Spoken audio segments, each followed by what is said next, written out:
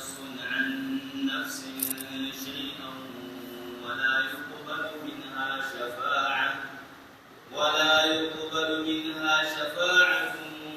ولا يؤخذ منها عدل ولا هم ينصرون وإذ نجيناهم من آل فرعون يصومونهم سوء العذاب يذبحون أبناءهم ويستحيون نساءهم وفي ذلك بلاء من ربكم عظيم وإذ فرقنا بكم البحر فأنجيناكم وأغرقنا آل فرعون وأنتم تنظرون وإذ واعدنا موسى 40 ليلة ثم اتخذتم العجل من بعده وأنتم ظالمون ثم عفونا عنكم من بعد ذلك لعلكم تشكرون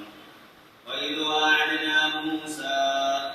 آتينا موسى الكتاب والفرقان لعلكم تهتدون وإذ قال موسى لقومه يا قوم إنكم ظلمتم أنفسكم باتخاذكم العجل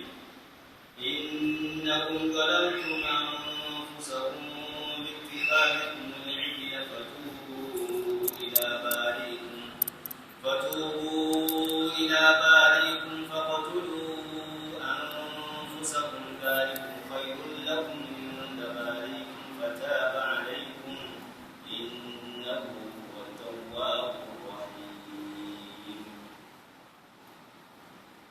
الحمد لله.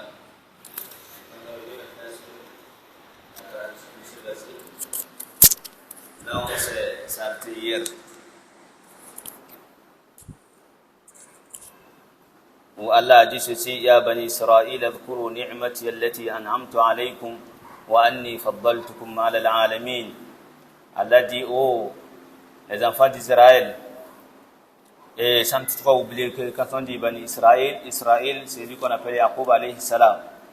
Donc tous ceux qu'on appelle bani Israël sont les descendants de Yaqub, Nabi Allah Yaqub alayhi salam. Donc Allah les a appelés avec ce nom.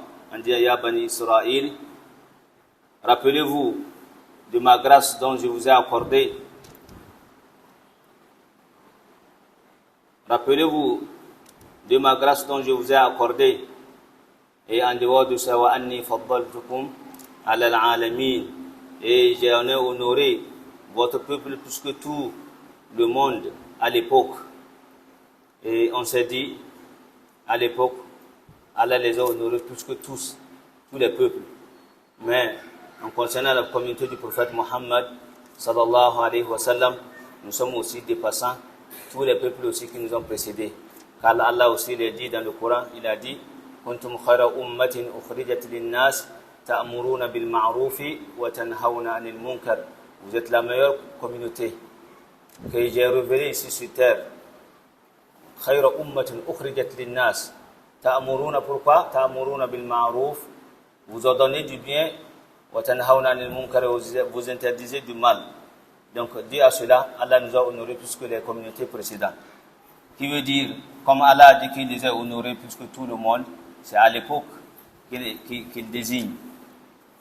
Et il a dit: Wattaqu yawman la tajzi nafsun an nafsin shay'a wa la yuqbalu minha shafa'a wa la yu'khadhu minha 'adlun wa la hum yunsarun. Et Allah dit: Wattaqu yawman, et craignez un jour. Craignez un jour. Allah a précisé qu'un jour. Quel est cet jour?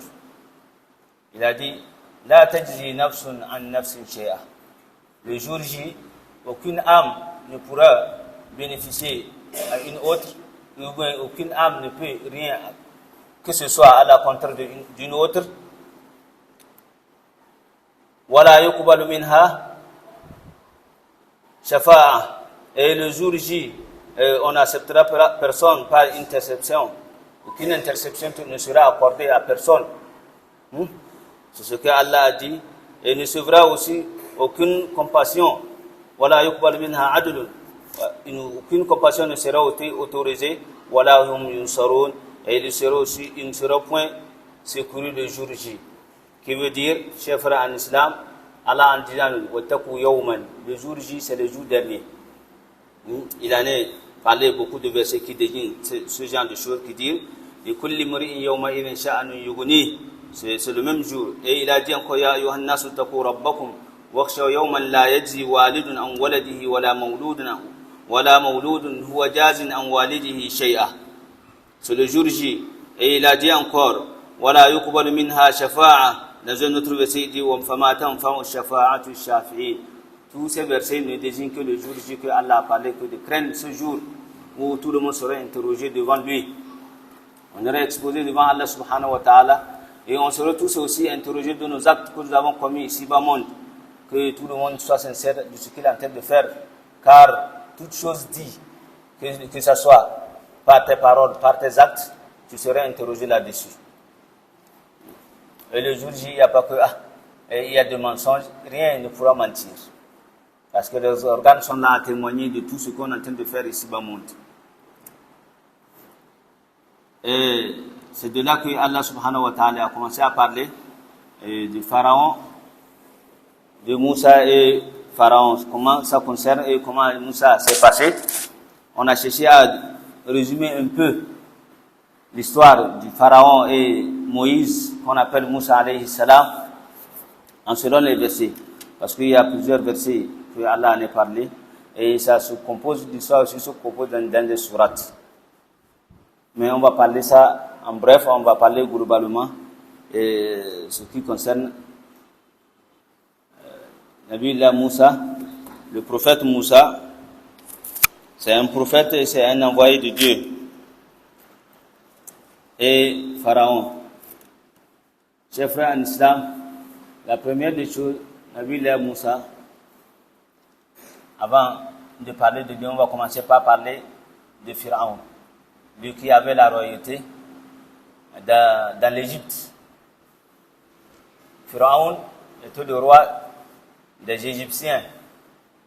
Et en particulier, dans sa communauté, il avait ceux qui honoraient plus que d'autres. Et ceux qui honoraient, il honorait plus que les autres, c'était qui? C'était les Coptes. Les Coptes de l'Égypte, qu'il honorait plus que les enfants d'Israël, plus que les Bani Israël. Donc, il faisait aussi des Bani Israël comme des esclaves. Il les faisait subir de tout châtiment, tout acte qui amène vers une défaillance. C'est les Bani Israël qui faisaient ça. Tous les travaux qui sont des hommes maigres qui le font, ce sont eux qui le faisaient. Donc il honorait plus les Coptes que ces gens, que Bani Israël. Et Allah, en sa qualité de justice, en voulant le prouver que cela, la capacité d'Allah dépasse tout ce que nous envoyons, il a fait venir un prophète, un messager de la communauté même qui n'aimait pas, qui dénigrait de plus ces Bani Israël. Et Allah, par sa volonté, a fait résister de cette communauté qui, Nabi Moussa, le prophète Moïse, que nous appelons souvent. Et avant que Moïse ne vienne, est-ce Moussa était au courant de cela? Oui. Et Pharaon était au courant? Le Pharaon était au courant. Parce qu'il a rêvé. Il a rêvé. Dans ses rêves, il a vu que, il y a quelqu'un de Bani Israël qui est venu. Il détruisait tout ce qu'il voyait dans sa ville. Et il massacrait toutes choses encore en dehors de Bani Israël. Donc il veut dire qu'il était à l'encontre de sa royauté. Il a cherché qu'on le devine ce que ça veut dire. Et on l'a dit sûrement, il y en aura quelqu'un de Bani Israël qui va te détrôner. Sur ta trône que tu es, la royauté que tu as en toi là, il y a quelqu'un qui va venir à l'encontre de ça. Et il pourra aussi te détruire. Dans d'autres Ils ont dit non, c'est l'un des précepteurs de Moussa et de Pharaon qui lui a dit ça. Il lui a dit que, qu'il sache qu'il y en aura quelqu'un qui va venir de ce genre de personnes qu'il est en train de dénigrer, qui va détruire son trône. Donc, il va détruire sa royauté. Donc, Moussa et Pharaon, en entendant cela, il faut chercher de quoi se protéger. Et j'en ai précisé hier aussi en disant que toute personne, qu'on lui donne la chefferie ou bien la royauté, et que s'il y a quelqu'un qui l'oppose au même moment, chaque temps, dans sa royauté ou bien dans sa chefferie, il va chercher à s'écarter ou bien à écarter la personne,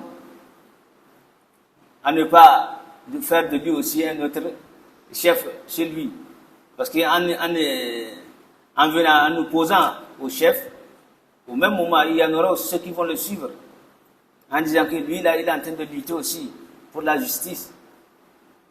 Donc, c'était comme ça. Quand Pharaon a entendu cela, donc, et on disait qu'il serait parmi ces gens, il a dit ça comme ça, il faut neutraliser tous les enfants qui vont provenir de Bani Israël. Et en laissant aussi les filles.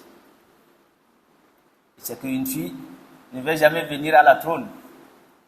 Mais les hommes, les garçons, il a tué plusieurs années, il a vu que rien ne se passe. Il a dit non, mais si c'est comme ça, il faut changer d'avis. En tuant cela, tu risques de finir leur peuple. Il faut tuer une année et tu laisses une année. Donc il a dit maintenant, donc pour au moins alléger la chose, laisser tuerie, il a préféré de lui-même tuer une année, l'année prochaine il laisse, l'année prochaine il tue. Et Allah, pour prouver sa grandeur et sa miséricorde, l'année qu'il tuait, c'est l'année où Moïse est né. Et puis là, Moussa est né. Moussa, alayhi salam, quand sa maman l'a mis au monde, et que c'était l'année où on tuait les garçons, est-ce qu'il n'y a pas de doute, il serait tué. Mais Dieu, par sa miséricorde, voulait le préserver. Il a révélé à la mère de Moussa de le mettre dans un carton et le jeter dans le fleuve. C'est le fleuve de Nil que nous connaissons. C'est de là que la maman de Moussa a fait cette caisse. Il a mis Moussa dedans et il l'a jeté aussi. Et Allah lui a dit, il a donné des garanties. En jetant Moussa, la takhafi wa la tahzani, inna raduhu ilayki wa ja'alnahu min al-mursalin. Donc, il ne faut pas t'inquiéter en le jetant dans ce fleuve. Nous allons le ramener auprès de toi. Et il sera aussi parmi les messagers.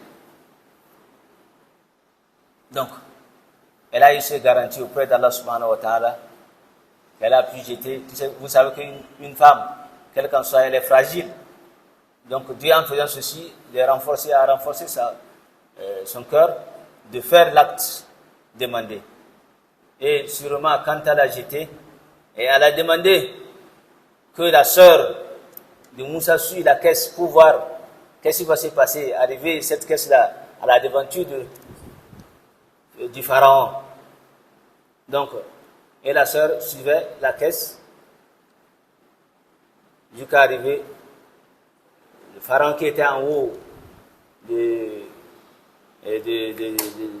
comment dirais-je, dans son palais, a vu. Et dans d'autres versets, dans d'autres livres, ils disent que non, c'est les gens de Moussa, de Pharaon. C'est sa communauté-là qui a vu cette caisse et ils ont pris. D'autres ont dit que non, c'est de son palais qu'il a vu la caisse dans le fleuve en allant. Mais les sources les plus authentifiées, c'est ces gens qui ont vu cette caisse. Ils ont vu la caisse dans le fleuve qui allait. Quand ils ont pris la caisse, ils ont vu que c'est un enfant qui est dedans, un enfant très joli, très beau. Ils ont pris la caisse avec l'enfant amené dans le palais du pharaon, lui dire, oh, voici ce qu'on a trouvé dans cette caisse qui passait dans l'eau. Tout à coup, en voyant l'enfant, la femme du pharaon, qu'on appelait Asiya, elle a dit, oh, masha'Allah, quel beau bébé. Donc ceci-là, on va le garder pour nous-mêmes. On va l'adopter, on va le faire de notre fils adoptif. Et personne ne saura. Vous voyez? Et c'est de là que Pharaon a accepté. Regardez tout ce qu'il est en train de tuer, à l'exception de ce petit. Ils vont le faire leur fils adoptif. Pharaon, ils ont pris leur fils, qu'on appelle Moussa, alayhi salam. Mais qui devait allaiter Moussa? Il faut chercher maintenant celui qui devait l'allaiter. Ils ont appelé toute femme qu'on appelle pour donner le sein, l'enfant ne prend pas. Il amène, l'enfant refuse. Donc, celle qui se faisait un passant, sa sœur là, qui s'est dit, non, cet enfant-là, s'il refuse, Dieu calcule là, peut-être que si on l'appelle, il peut accepter le sein de cette femme. On lui a demandé de l'amener. Et vous savez, au même moment que dans le palais royal, si tu arrives à faire quelque chose de bon, d'honneur, tu es récompensé. Quand elle a dit ceci, tout le monde s'est précipité envers elle. Oui, qui tu en sais que si elle vient ici, l'enfant va accepter? Et la dernière, elle est partie appeler sa maman, la maman de Moussa. Quand elle est arrivée, elle a tendu le sein, le petit a pris. Il a pris le sein, oh, on a dit merci. Donc, toi, premièrement, toi la femme dont le petit a accepté le sein, quelle félicitation, et quel bonheur elle a eu dans ce palais royal là. Donc elle est prise en compte. On l'a pris en charge maintenant. Tous ses besoins seraient accomplis par le chef ou bien le roi. Vous voyez? Donc c'est de là que la maman de Moussa était là en allaitant son fils. Lui, il sait lui-même que c'est son fils, mais Pharaon, lui, sait que non, c'est son fils adoptif. Il n'en sait pas, il n'en sait rien de ça. Et c'est comme ça, jusqu'au moment que Moussa a laissé l'allaitement, et on a gracié la femme. Quand on a gracié la femme, est-ce qu'on devait oublier d'elle? Non, elle est toutefois honorée, elle serait aussi, même si elle n'est pas d'une famille royale, elle serait aussi de côté, elle est aussi quelqu'un qui a de quoi dire. Moussa était là, dans le palais royal, c'est là où il a grandi. Il a fait tout, sous les yeux du pharaon. Au moment qu'il a grandi, et Pharaon a commencé à se sentir des doutes. Est-ce celui qu'on dit qu'il va venir détruire mon trône? Est-ce que ce n'est pas le petit là? Le petit là, il fait partie de quelle communauté? Parce qu'ils ont retrouvé dans le fleuve ou bien dans cette caisse, ils ne savent pas. Est-ce celui-là, il fait partie de Bani Israël dont nous négligeons, ou bien il fait partie de notre communauté, nous les Coptes? Donc il se trouve de lui-même des doutes qui ne le permettaient même pas d'éliminer maintenant le petit. Donc avec ces doutes, quand Moïse a grandi, Nabi Moussa a grandi, ces doutes-là sont augmentés. Et il cherchait maintenant comment faut-il se débarrasser avec.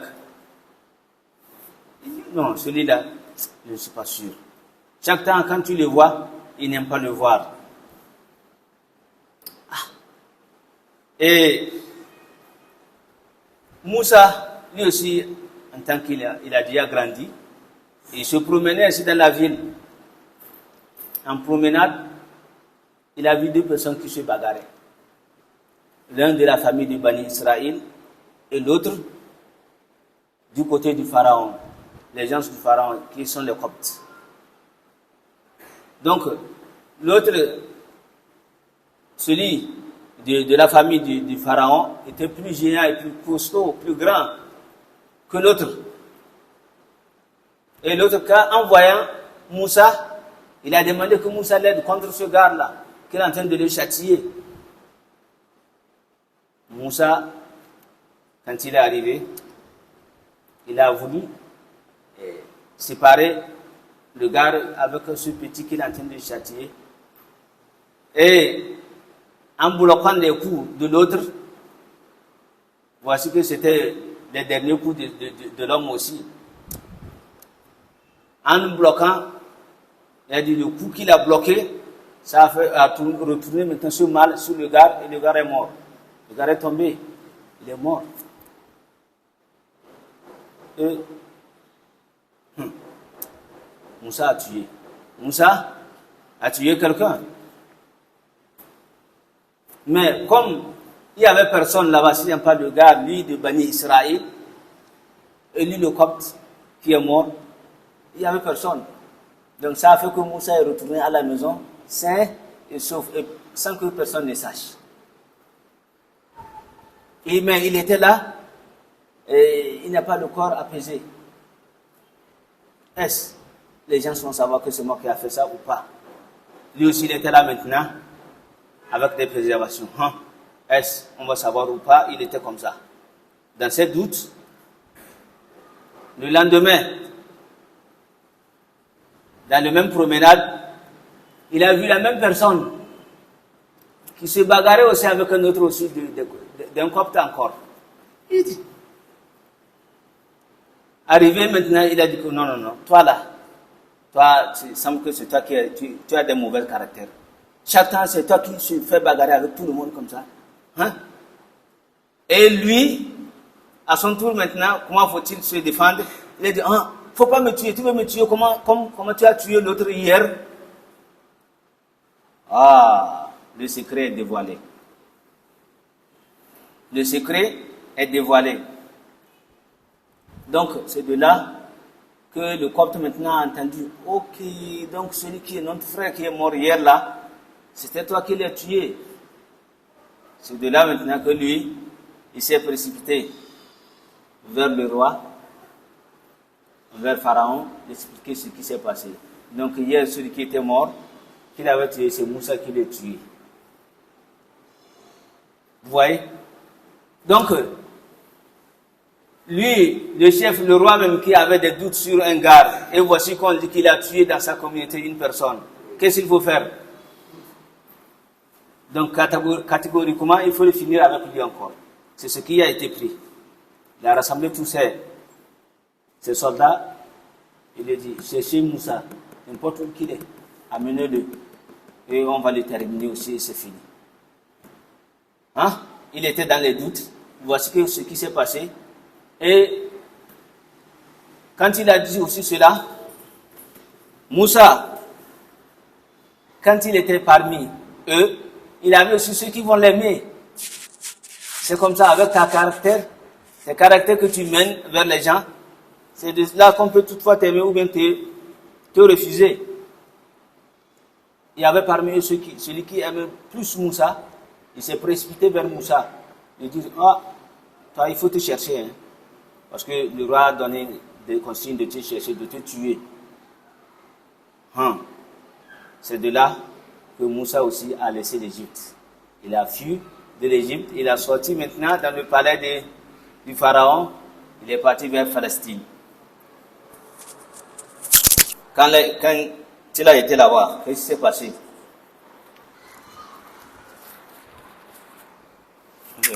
Notre chose est en train de nous fatiguer.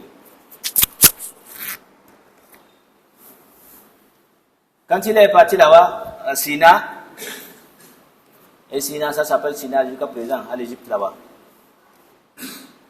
Il était là-bas, il vivait là-bas.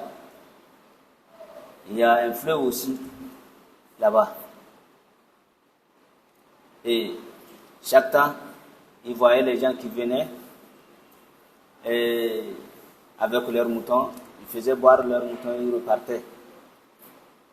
Il y avait de ouf. D'autres disent que c'est un barrage, d'autres c'est un puits. Ce qu'on peut résumer là-bas, au moins c'est un lieu d'eau où on peut toutefois puiser et faire boire les moutons.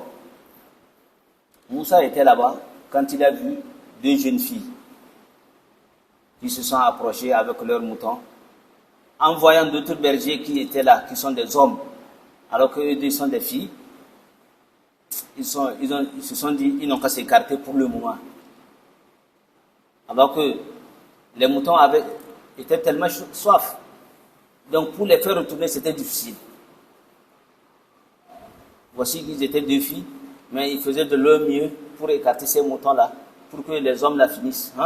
Les bergers, qu'ils étaient des hommes, ils ne voulaient pas se mélanger avec des hommes, parce qu'ils avaient en eux la pudeur.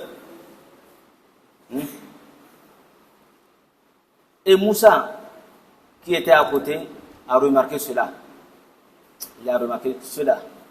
Non. Il veut le retourner avec les moutons. Pourquoi? Il s'est approché des deux filles. Pourquoi vous voulez retourner avec, alors que les bêtes là ont soif? Et les filles ont dit, vraiment, on voulait les faire boire, mais car celui qui va venir les faire boire, c'est un vieux, c'est notre père, il n'a pas de cette force, c'est pourquoi nous on s'est en chargé de les amener ici pour les faire boire. Mais voici qu'il y a beaucoup d'hommes, c'est pourquoi on voulait s'écarter pour le moment. C'est de là que Moussa dit, donc c'est comme ça, vous, allez vous reposer, je m'en charge. Moussa, en tant qu'homme, il s'est en chargé de faire boire ses moutons. Il a fait boire tous les moutons de ces deux filles. Quand ils ont fini de boire, donc, elles sont reparties. Après avoir arrivé à la maison, ils ont dit à leur père qui était un vieux, et d'autres sources disent que c'est Nabiullah Chouaïb, d'autres disent non, c'est un homme pieux, sinon c'est pas Nabiullah Chouaïb. Donc ils ont dit à leur père que voici, Omakon est parti pour faire boire les moutons. Il y a un jeune homme qui est généreux, qui a pris en charge de faire boire nos moutons. Il s'est donné à faire tout cela. Mais si c'était possible, et papa, il faut le prendre en charge, il faut le louer, qu'il puisse garder tes moutons jusqu'à un temps, avec une récompense. Donc, en disant, les filles, en donnant ces idées à leur père, qui était vieux, le vieux a accepté. Il a demandé d'aller appeler le gars. Les filles sont parties. Ils ont appelé Nabiullah Moussa. Ils l'ont appelé de venir, que notre père te cherche pour te récompenser de ce que tu nous as fait. Du bienfait que tu as fait, notre père te cherche pour te récompenser. Nabiullah Moussa, alayhi salam, il a pris le chemin jusqu'à arriver chez les gars, le père des deux filles. Et le père a dit, voici, j'ai appris de ce que tu as fait, de ta générosité que tu as fait. Mais, ce qu'il y a, je vais te donner je vais te faire marier l'une de mes filles, de ces deux filles. Il faut marier une d'entre elles. Et la récompense est que la dot de la dernière serait quoi? De garder ses moutons ou bien de les surveiller pendant 8 ans. Et que si tu accomplis 10 ans, cela c'est du bien envers toi. Mais ce qui est demandé, c'est 8 ans. Chers frères en islam, vous voyez la dot d'une femme. Aller être berger pendant 8 ans. C'est pas facile. Et ceux qui connaissent, nos arrière-parents même souffraient de ce genre de choses. Pour trouver une femme, il faut dépenser, il faut aller cultiver pendant des années chez le beau. Mais maintenant, comme c'est plein, avec des coups de fil, c'est fini. Donc c'est comme ça que Moïse a accepté de marier l'une des filles de ce gars, de ce bonhomme, et qui va prendre en charge de garder les moutons du gars pendant 10 ans. Lui, il a demandé 8 ans, mais Moïse a accompli les 10 ans. Donc, après avoir accompli les 10 ans, le contrat est fini. Ou bien, c'est de là, par la grâce d'Allah subhanahu wa ta'ala, a commencé à révéler à Moussa sa prophétie. Donc Moussa, alayhi salam, en tenant le bâton qu'il allait faire pour, au pâturage avec les moutons, ce bâton qu'il tenait là. Donc après avoir fini son contrat, il a l'habitude de tenir ce bâton. Et Dieu lui a demandé, Oma tilka biyaminika ya Moussa. Qu'est-ce qui est dans ta main, Moussa? Hiya asaya atawakkau alayha wa ahussu biha ala ghanami wa liya fiha ma'aribun ukhra. Et c'est de là qu'on dit, si on te pose une question,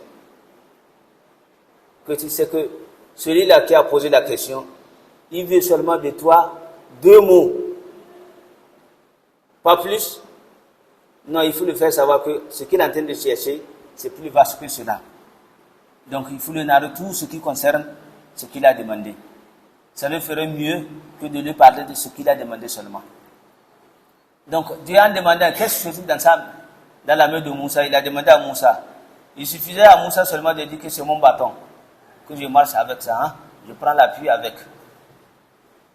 Moussa a dit que c'est mon bâton, je prends l'appui avec, et c'est de quoi je tourne tout l'entour de mon troupeau. Donc, étant berger, il faut avoir un bâton. Donc, c'est ce bâton qui me sert aussi à tourner tous mes moutons un peu partout où je veux. Et j'en ai aussi d'autres besoins que j'en fais aussi avec ce bâton. Il a tout expliqué ce qu'il est en train de faire avec ce bâton. Vous voyez? Et Allah par sa puissance, pour le donner, pour le faire savoir que ce qu'il est en train de tenir maintenant, ce n'est pas simplement ce qu'il est en train de voir. Il a dit de jeter ce bâton devant lui. Et Moussa, quand il a jeté, le bâton est devenu un serpent. Un serpent très gros. Et Moussa a eu peur. Et Dieu lui a dit, La takhaf, inni la yakhafu ladayya al-mursalun. Il ne faut pas avoir peur. Auprès de moi, mes messagers n'ont pas peur de ce qu'ils vont voir. Ceci, c'est un don que je t'ai offert. Donc, Rose, et Dieu a demandé à Moussa de reprendre son bâton. Quand il a pris, c'est devenu un bâton aussi. C'est de là que Moussa a su que maintenant, sa capacité est en train d'augmenter. Ce qu'il tenait, en disant que c'est tout simplement un bâton qu'il est en train de prendre l'appui avec, et c'est ce qu'il est en train de faire tourner ses moutons un peu partout qu'il veut, qu'il sache maintenant que c'est un peu ça seulement. Ça fait d'autres choses. Et c'est de là que Dieu lui a demandé à Moussa que de retourner vers Pharaon. De retourner vers Pharaon et l'appeler vers le guide, d'être juste en concernant son injustice qu'il est en train de faire. Cette tricherie qu'il est en train de faire dans sa communauté, qu'elle soit juste. Moussa, il a demandé que Dieu lui donne un cohabitant, un frère qui serait solide, il serait fortifié avec lui, et qui serait aussi mieux, celui qui parle mieux que lui, Moussa. Dieu, en voulant aussi faire cela, il a fait de son frère Haroun un prophète qui maîtrisait aussi plus la langue que Moussa. Donc, il est fortifié aussi avec son frère. Donc, et Dieu lui a demandé d'aller auprès du Pharaon, le prêcher maintenant. Chers frères en islam, celui qui a fui, celui qui était avec quelqu'un et qui a fui, qu'on lui demande encore de retourner là-bas, prêcher, ce n'est pas une petite affaire. Donc c'est de là que Moussa et son frère Haroun sont retournés envers Pharaon. Arrivé dans le palais de Pharaon, il a dit, nous sommes des prophètes, des messagers de Dieu auprès de toi. Donc, il faut nous livrer aussi les Bani Israël qui sont avec nous.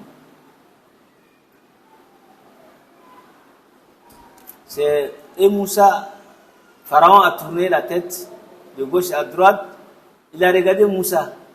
Il dit, quand est-ce que tu es messager? Quand est-ce que tu fais cela? Tu étais devant nous ici. Tu as fait tous tes besoins ici. Et en dehors de cela, tu as tué quelqu'un. Et revenir encore être prophète devant nous. Vous voyez? Donc c'est ce qu'il a pris. Étant les preuves. On dit que, tant Moussa, tu ne peux pas être messager. Comment? Où est-ce que tu as quitté? C'est ici devant nous. Tout, tu as fait tes besoins ici. Et c'est nous qui t'avons élevé même. Après avoir tout fait ceci, tu as tué quelqu'un. Tu as laissé le pays. Et en revenant, tu reviens que tu es messager. Vous voyez? Donc, en disant comme ça, Moussa, pour le faire connaître, parce que lui, le pharaon, il se disait qu'avec sa royauté, là où il est puissant, il se disait que maintenant, lui, il est Dieu. Il se faisait un Dieu. Et Moussa lui a dit que cela ne provient pas de moi, tout ce que je suis en train de dire ne vient pas de moi, mais ça vient de notre Seigneur. Et il a demandé, regardez, vous voyez? Comme lui se disait Seigneur, comme Moussa a dit que ça provient de leur Seigneur, et Moussa a bien précisé que le Seigneur de l'univers, il a demandé, quel Seigneur? C'est de là qu'il a demandé. Et Moussa a dit, le Seigneur, le créateur des cieux et de la terre, et tout ce qui en possède dans les deux. C'est lui notre Seigneur. C'est de là que Pharaon s'est ressaisi. Parce qu'il est en communauté, il voit sa communauté, et tout le monde était à l'écoute.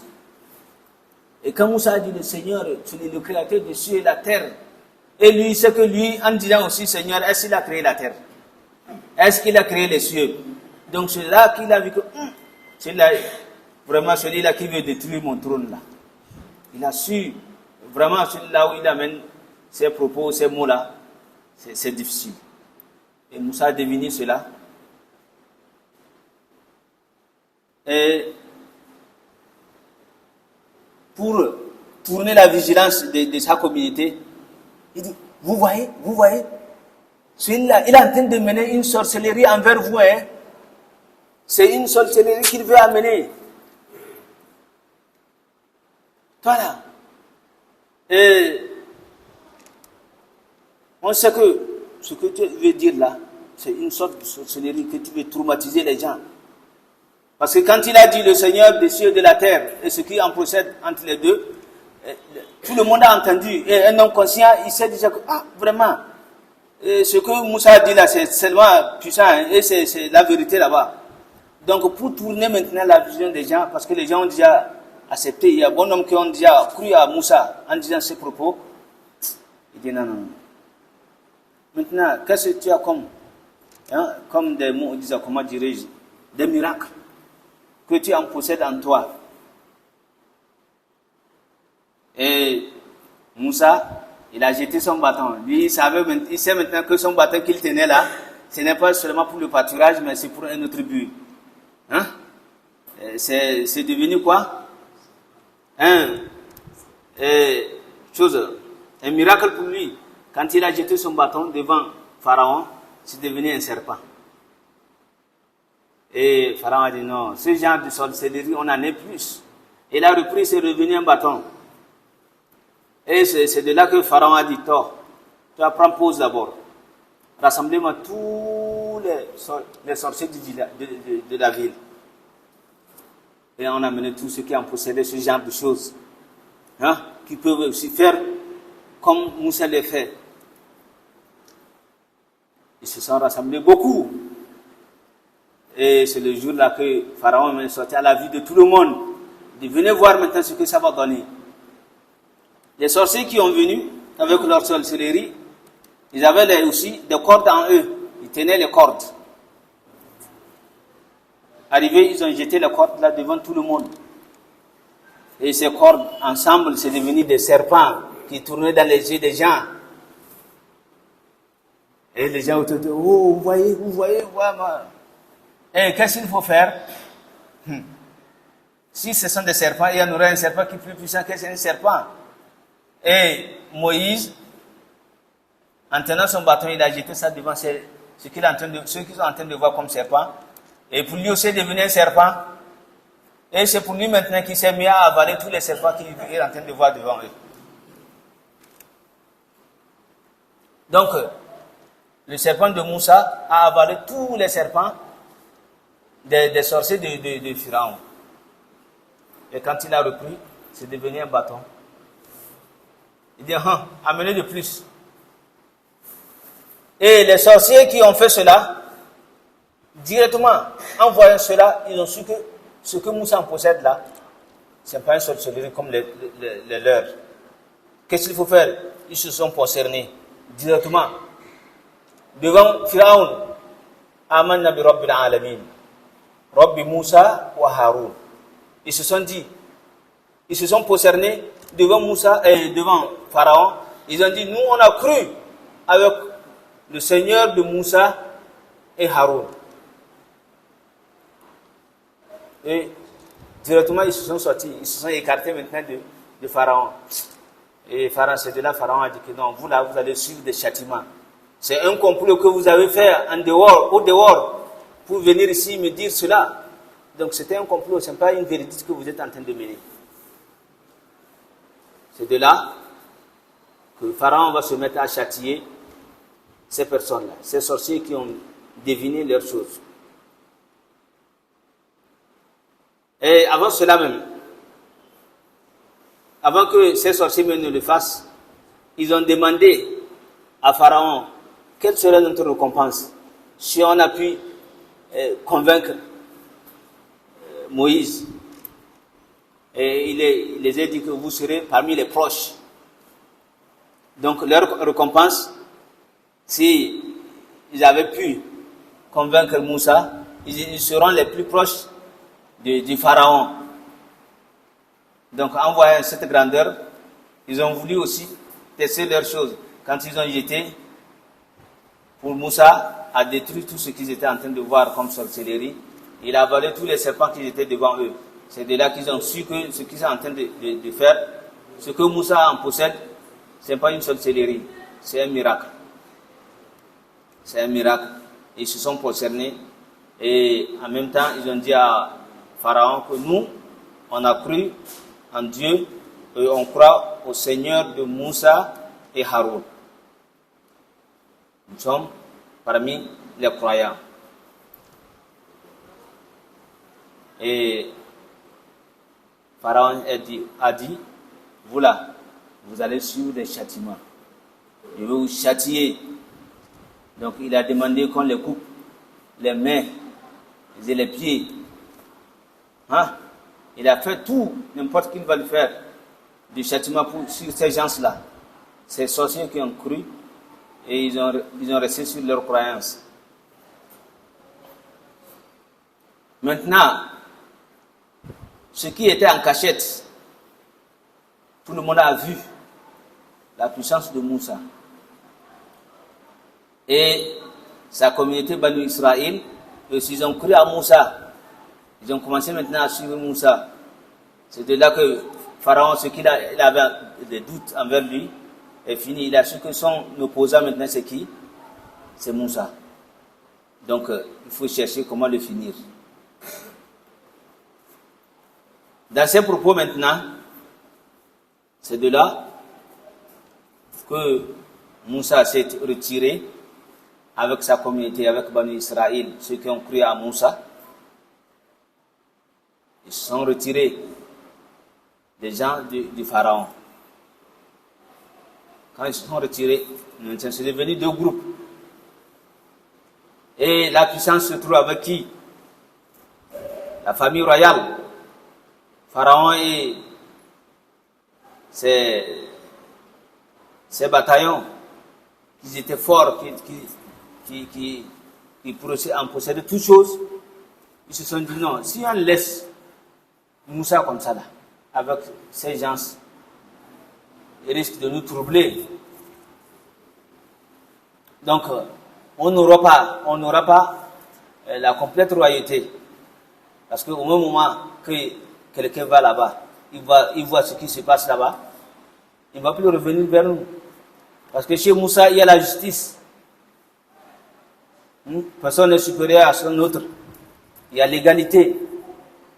Tout le monde est traité à l'égal. Tandis que chez lui, les Banu Israël sont les esclaves. On les traite des nègres de toutes choses. Et ils sont là à être châtiés aussi.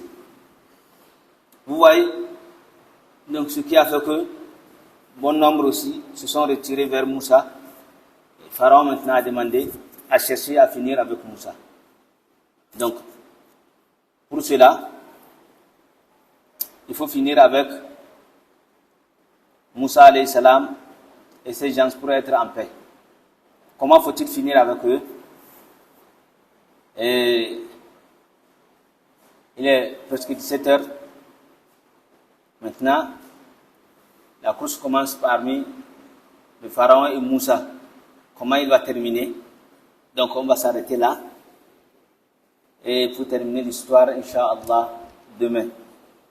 Quand on va finir l'histoire Mubashiratan en même temps, on va entamer les versets.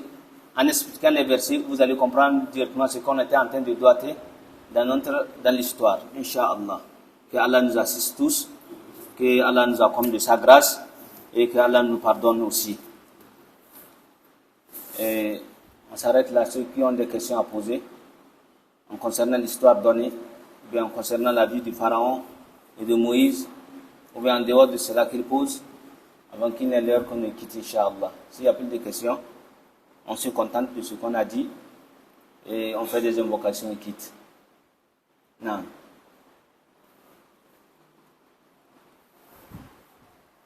Il n'y a pas de questions?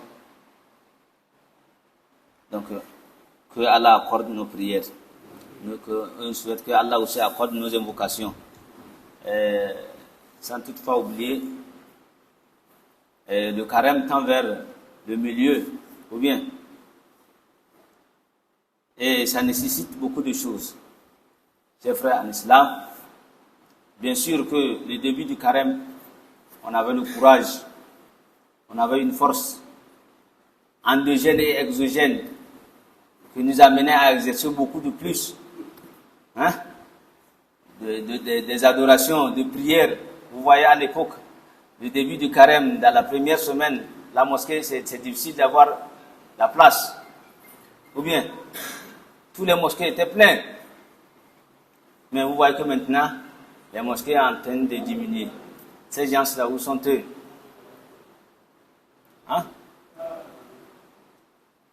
Le nombre est en train de diminuer en Allah. Alors que c'est ce qui vient à la contre. Le contraire de ce que nous devons faire. Bien sûr que au moment que le carême tend vers la fin, c'est au même moment qu'on devait continuer à exercer plus ce qu'on est en train de faire. Voir que ce que tu es en train de faire comme bonne œuvre, comme adoration, tu as de ces récompenses, des multiplications. Donc tes récompenses sont multipliées. Celui qui sait en lui que ce qu'il est en train de faire, il le faisait en dehors du carême.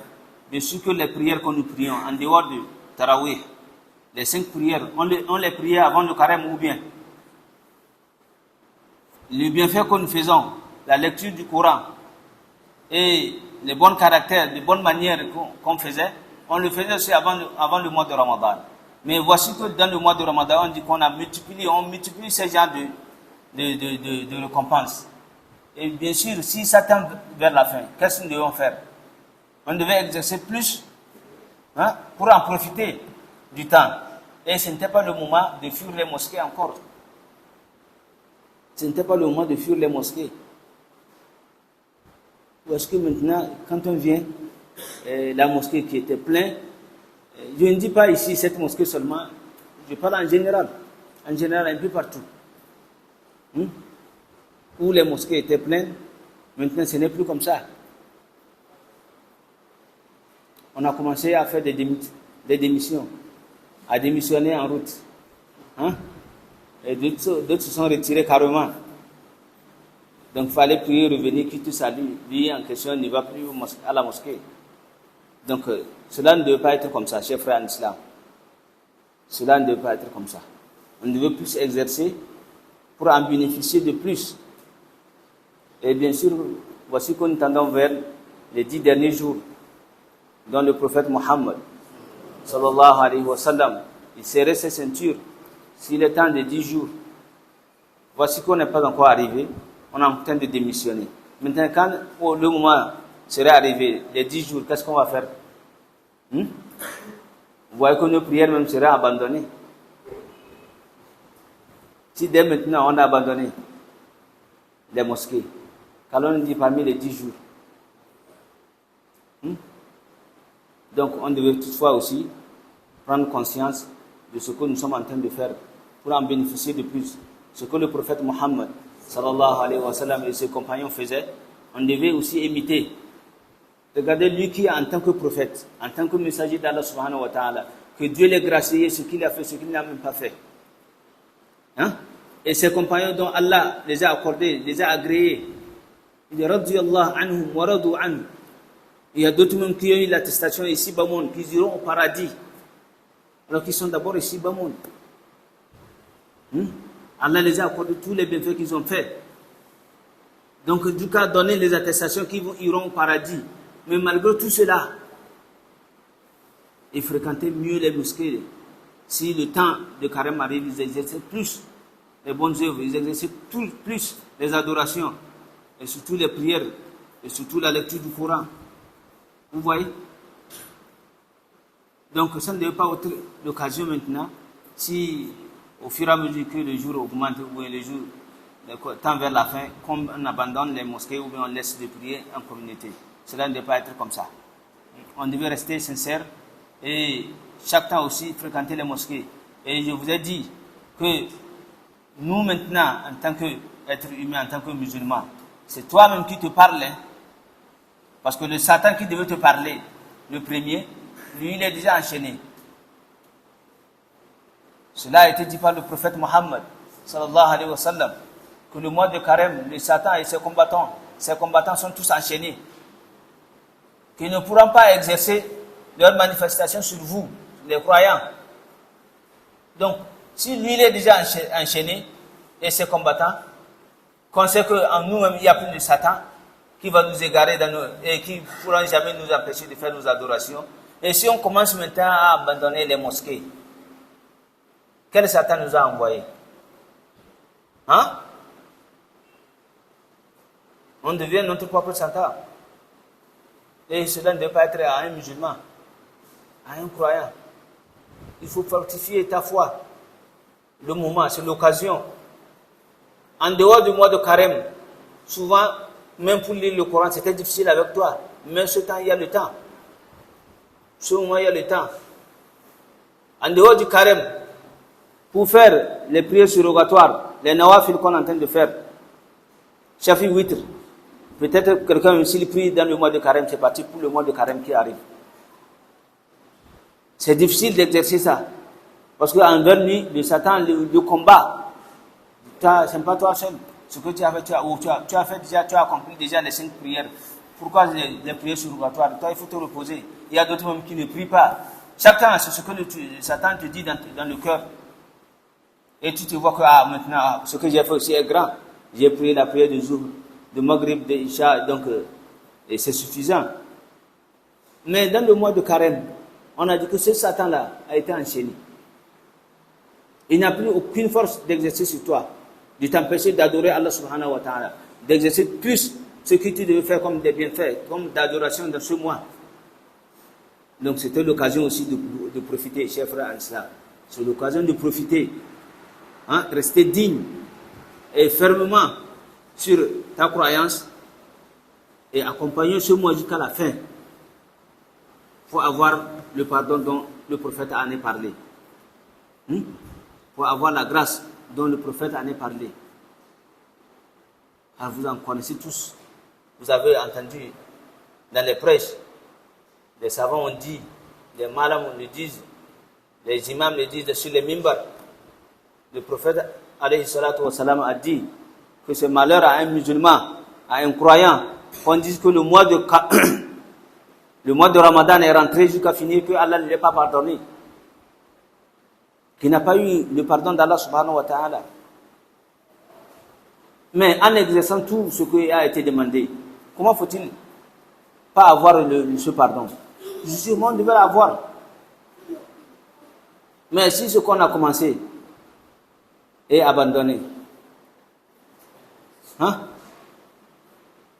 ça prouve quoi maintenant? Ça prouve que le pardon a été accordé. Déjà, nous sommes déjà pardonnés. On s'est déjà bénéficié du mois de Ramadan.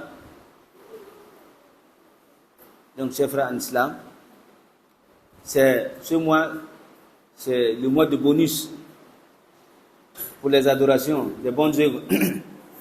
Donc, profitons tous. Et si on devait réveiller les morts là, dit que qu'est-ce que vous voulez? Dit non, on veut seulement venir jeûner le mois de Ramadan et remourir. Ce qu'ils en trouvent comme bénéfice, comme passion, comme bonus de ce mois, dans les bonnes œuvres.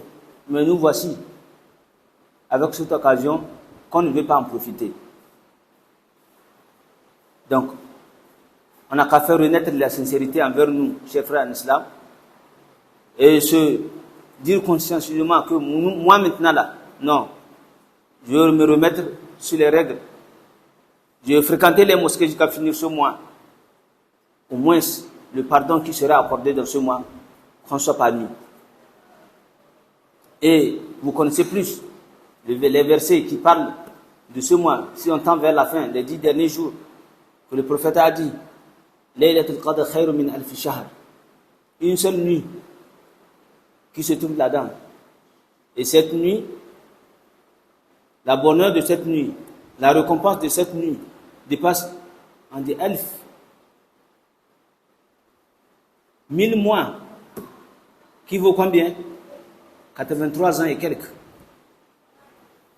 De récompense, alors que tu n'as même que peut-être dans les 40 ans, dans les 50 ans, mais tu as récompense de 83 ans. Chers frères, c'est pas petit.